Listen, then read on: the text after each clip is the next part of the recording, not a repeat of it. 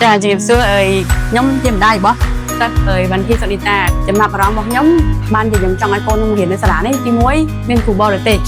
ចាគ្រូជាជនជាតិគេខ្ញុំចង់ឲ្យកូនខ្ញុំចេះភាសាចេះមកកុំចេញមកគឺដូចបរទេសឃើញហើយ teacher vẫnមានជំនាញច្បាស់លាស់គឺថាគេបោះសំសោតយូរអញ្ចឹងណាជារួមទៅមើលទៅឃើញសាលាហ្នឹងល្អគឺថាចង់ឲ្យកូនឲ្យមានអ្នកនេះចិត្តគេរៀនកូនគេនិយាយមកគឺល្អហ្មងអញ្ចឹងមិនចង់ឲ្យកូនរៀនសាចាបន្ទាប់ពីខ្ញុំដាក់គាត់បានរយៈពេលប្រហែល1ឆ្នាំ2ឆ្នាំនេះគឺកូនខ្ញុំមានការប្រែប្រួលច្រើនពីក្មេងដែលត្រឹមចេះតែត្រឹម ABC ហើយនិយាយតែថង ABC ធម្មតាបែរជាចេះសម្លេងគេ sound អីដែលខ្ញុំអត់ធ្លាប់ដឹងធ្លាប់អីពីមុនមកអញ្ចឹងណាចាហើយគាត់អាចនិយាយជាមួយគ្រូជនជាតិបរទេសនឹងបានគឺថាគាត់ស្ដាប់គាត់និយាយថាមិនមកមិនបានអញ្ចឹងហើយគាត់មកប្រាប់ខ្ញុំថាជើនិយាយចេះមក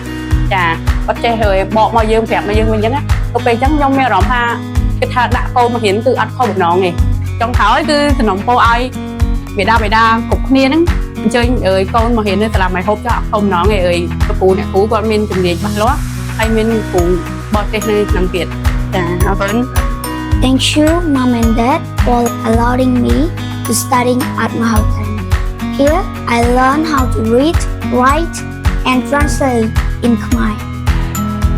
And finally, I want to say thank you for allowing me to study at Mahal Academy.